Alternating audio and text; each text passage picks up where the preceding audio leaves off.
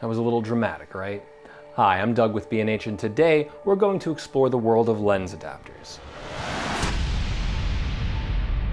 Let's say you have some old glass that's just lying around, or you're trying to switch lens systems. Lens adapters open up a few possibilities you wouldn't normally have.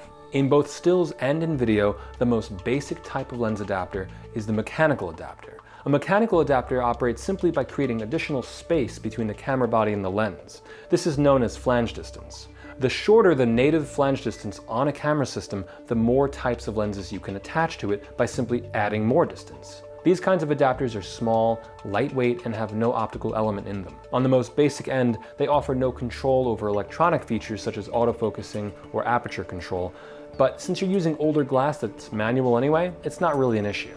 Now, adapters such as the Metabone Smart Adapter allow you to use modern glass with modern features on a different camera body. In this case, we're using a Canon lens on a Sony body, and we have full control over the aperture and autofocus. It's a great way to continue using your existing lenses without having to reinvest in a whole new system. And while lens adapters continue to improve, they're still not quite a match for native lens compatibility, not to mention throwing an adapter on does add increased size to your rig. Again, these adapters don't necessarily require glass, but that brings us to focal reducers. Focal reducers such as the Metabone Speed Booster actually offer two advantages. One, they shrink the image before capture with the use of an optical element in order to actually increase your field of view. And two, in doing so, you often gain as much as a stop of additional light.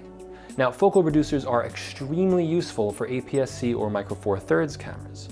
As many of you probably know, the field of view of a lens is somewhat cropped when you add it onto a smaller sensor camera. Now, the myth is that, let's say, a 50mm lens becomes a 75mm lens. It doesn't quite work that way. What actually happens is that just the field of view is shrunken, and the lens itself still looks the same. So with a focal reducer, an APS-C camera can have a field of view similar to a full-frame camera. And a Micro Four Thirds camera can have a field of view pretty much the same as an APS-C or Super 35 camera. That brings me to one of my favorite practical uses of old legacy glass: cinema. Now, before we begin, older photography lenses are definitely not a replacement for tried and true, dedicated cinema glass. They do offer a few benefits over modern electronic lenses though. For one, the mechanics, being manual, are much smoother than modern electronic glass. Focusing rings are buttery smooth, and aperture rings are completely manual, and in some cases can even be declicked.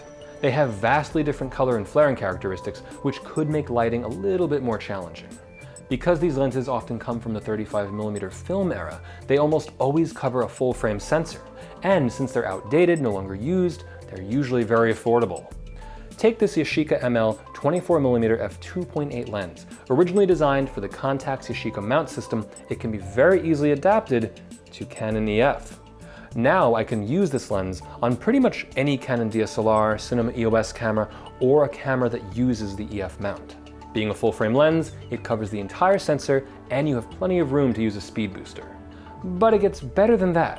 What if I wanted to use the lens on a Sony camera, such as the FS7? You can actually double adapt the lens by using the mechanical EF adapter followed by the Metabone Smart Adapter. We can also apply this idea to the Panasonic GH4 with the mechanical adapter and the speed booster. We use this exact setup in the opening sequence. So before we let you go, just keep in mind that although lens adapters do open up a world of possibilities, there are some serious limitations that you need to keep in mind. Native glass will always be the most compatible and easiest option.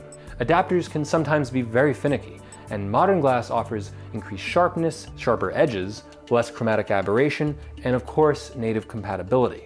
So you'll never have to worry about getting that particular lens to work with a particular camera. But if you're looking to breathe some new life into that old glass that's just sitting around, or if you're looking to switch up lens systems, lens adapters make that possible. From B&H, my name is Doug. Thanks for watching.